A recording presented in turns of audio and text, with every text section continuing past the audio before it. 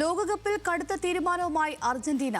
കുട്ടികളെ നോക്കാത്ത മാതാപിതാക്കളെ അർജന്റീനയുടെ മത്സരം നടക്കുന്ന സ്റ്റേഡിയത്തിലേക്ക് കയറ്റരുതെന്ന് അമേരിക്കൻ അധികൃതരോട് ആവശ്യപ്പെട്ടു. 13,000-ഓളം പേർക്കാണ് പ്രവേശന നിരോധനം.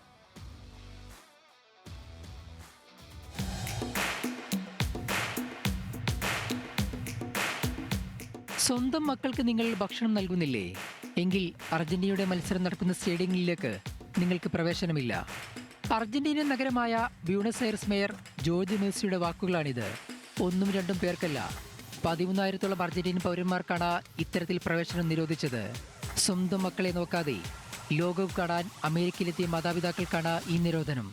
സുരക്ഷിത കരങ്ങളിൽ എന്നർത്ഥം വരുന്ന ട്രിബ്യൂന സിഗുറ പദ്ധതിയുടെ ഭാഗമായിട്ടാണ് നടപടി.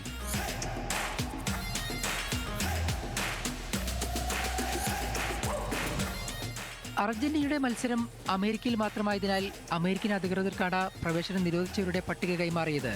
കുട്ടികളുടെ അവകാശവും സംരക്ഷണവും ലക്ഷ്യമിട്ട് 2025 മാർച്ചിലാണ് പദ്ധതി തുടങ്ങിയത്.